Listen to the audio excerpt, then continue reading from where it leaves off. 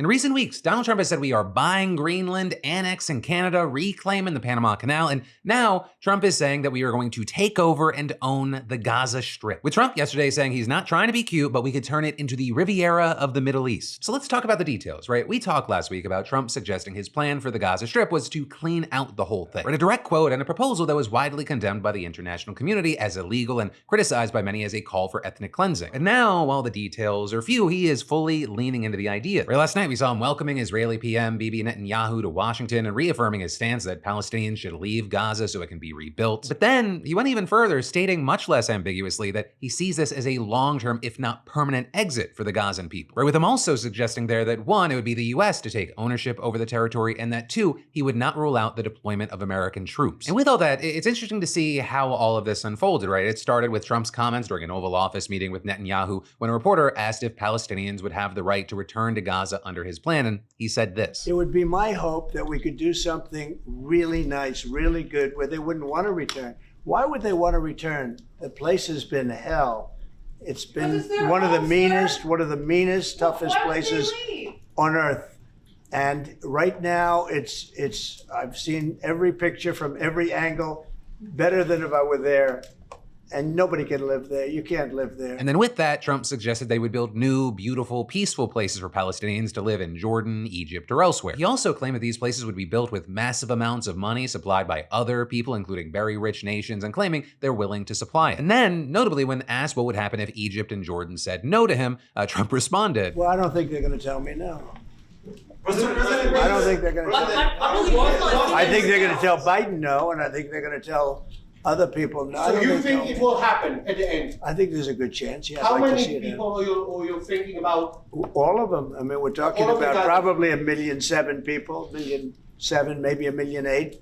But I think all of them. I think they'll be resettled in areas where they can live a beautiful life and not be worried about dying every day. But then with all that, I do want to note that Egypt and Jordan have actually very firmly stated that they're not interested in taking in hundreds of thousands of people from Gaza. And this, of course, as I mentioned, while the idea has also been widely criticized by all but the most right-wing elements of the Israeli government and some international supporters. With a big key point now being, the Palestinians, by and large, they do not want to leave. We're seeing, for example, one Palestinian professor who's been displaced from his home in Gaza describing Trump's claim as outrageous and adding, Palestinians would rather live in tents next to their destroyed homes rather than relocate to another place, which was also something seemingly backed up by one 29-year-old Gazan speaking to NPR who said, even if there was a place that was 1,000,000 times better than Gaza, and even if I could be sure that life there would be luxurious, I would still be ready to live among the rubble and in tents here. And adding, if they come with the army, with military force, I will still never leave. And so, with that, it appears that's why you have outlets like the New York Times explaining that to Palestinians, Trump's proposal would constitute ethnic cleansing on a more terrifying scale than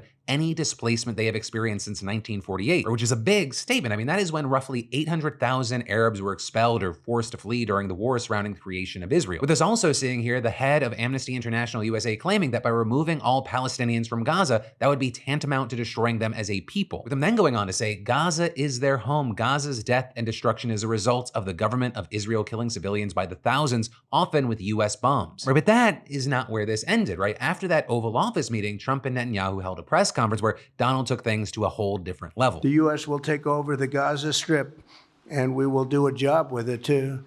We'll own it and be responsible for dismantling all of the dangerous unexploded bombs and other weapons on the site, level the site and get rid of the destroyed buildings, level it out, create an economic development that will supply unlimited numbers of jobs and housing for the people of the area. If you go back, it's going to end up the same way it has for 100 years. I'm hopeful that this ceasefire could be the beginning of a larger and more enduring peace that will end the bloodshed and killing once and for all. And from there, Trump went on to answer questions and say he sees a long-term ownership position for the US and claiming it would be great stability to that part of the Middle East and maybe the entire Middle East, and then adding, we have an opportunity to do something that could be phenomenal. And I don't want to be cute, I don't want to be a wise guy, but the Riviera of the Middle East, this could be something that could be so bad, this could be so magnificent. But more importantly than that is the people that have been absolutely destroyed that live there now can live in peace in a much better situation because they're living in hell. And those people will now be able to live in peace. We'll make sure that it's done world class. It'll be wonderful for the people Palestinians mostly we're talking about. But then with that, when asked who he thinks would live in Gaza, you had him saying that he envisions the world's people living there. I think you'll make that into an international, unbelievable place. I think the potential in the Gaza Strip is unbelievable. And I think the entire world, representatives from all over the world will be there, and they'll live there. Palestinians also. Palestinians will live there. Many people will live there. Finally, when asked about the possibility of sending U.S. troops, he simply said, as far as Gaza is concerned, we'll do what is necessary. If it's necessary, we'll do that. We're going to take over that piece, and we're going to develop it, create thousands and thousands of jobs. And it'll be something that the entire Middle East can be very proud of. So with all this, we saw immediate reactions, people chiming in. You had people like Andrew Miller, for example, a former Middle East policy advisor under Obama and Biden, telling the New York Times, "This is literally the most incomprehensible policy proposal I have ever heard from an American president." With him also saying at the cost of Trump's plan, it would make the $40 billion foreign assistance budget that Trump and Elon Musk call a waste look like a rounding error. And this is you had Aaron David Miller, a former Middle East peace negotiator, noting that Trump's Gaza proposal goes against his avowed opposition to nation building and could undermine his efforts to get Saudi Arabia to establish diplomatic ties with Israel. And that's without mentioning him saying that this provides Russia and China a green light to take over territory as they see fit. But he then also went on to argue that all of the hoopla on the US taking over Gaza caused us to miss the real story from the meeting. Or with him there referring to the fact that there was relatively little discussion about the current ceasefire or negotiating the second phase. And notably, you had Democratic Senator Chris Murphy making a similar point on the US side, writing in a post on X, "A US invasion of Gaza would lead to the slaughter of thousands of US troops and decades of war in the Middle East." It's like a bad, sick joke, but then adding in a separate post, "I have news for you. We aren't taking over Gaza." But the media and the chattering class will focus on it for a few days, and Trump will have succeeded in distracting everyone from the real story.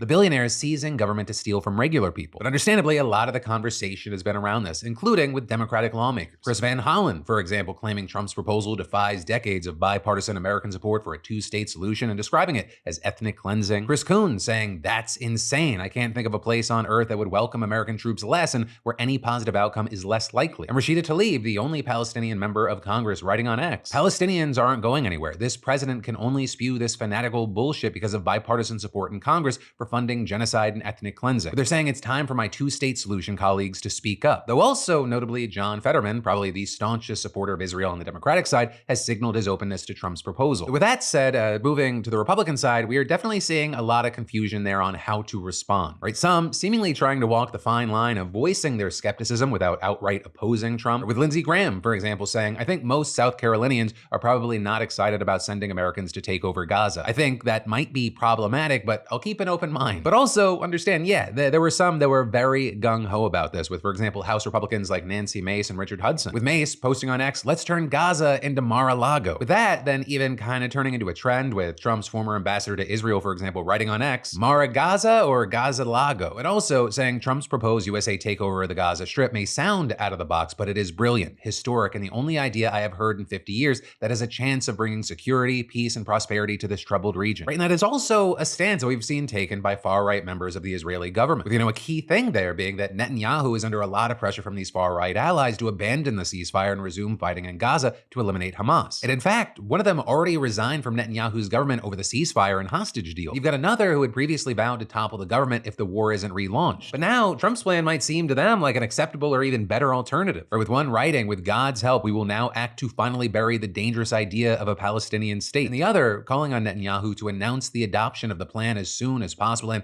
to begin immediate practical progress. And this is Netanyahu, for his part, seems open, saying Trump has a different idea and he thinks it's worth paying attention to this. So then also with everything here, you have some saying that Trump's comments should not be taken literally. Instead, arguing this is just a negotiating tactic aimed at getting compromises from both Hamas and Arab leaders. With, for example, one analyst telling the Times that faced with a choice between controlling Gaza and just maintaining some sort of presence there, it might choose the latter. And then with Saudi Arabia, for example, another expert saying it might give up its insistence on Palestinian statehood in exchange for a deal that preserves Palestinians' rights to stay in Gaza. Though there, I will say, Saudi Arabia quickly rejected Trump's plan and reiterated its stance that it will not normalize ties with Israel unless Israel agrees to the creation of a Palestinian Palestinian state. But some still think that the Saudi position could change, with some pointing to Trump's first term, for example, when the UAE agreed to normalize ties with Israel in exchange for Israel postponing the annexation of occupied territory in the West Bank. And so ultimately, we're gonna have to wait to see where things go from here, and I mean that both long-term and also in the next few weeks. Right, and that because a very big thing is that the first phase of the ceasefire is over at the end of the month. While talks for the second phase are reportedly now underway, there is a lot of ways that this could go wrong, and it's obviously not yet clear exactly what kind of impact Trump's comments are gonna have. And so in the meantime, I would love to know any and all thoughts, reactions, opinions you have on this in those comments down below, because yes, this is a news show, but I also want it to be a conversation. Hey, thanks for watching, and I hope you enjoyed this clip from the full Philip DeFranco show. And also, a big thanks to Squarespace for sponsoring our Clips channel. Turn your passion into profit over at squarespace.com/Phil or use the QR code. Because whether you're launching a business or a lucrative side hustle, your website is your digital business card. It's the only space where you control the story, no algorithms or distractions. And with Squarespace, it's so easy because they got a ton of stunning professional templates with drag and drop editing that makes site design incredibly simple, no coding required. So get started for free at squarespace.com/Phil or scan the QR code on screen and use code Phil for 10% off when ready to launch. Squarespace.com/Phil.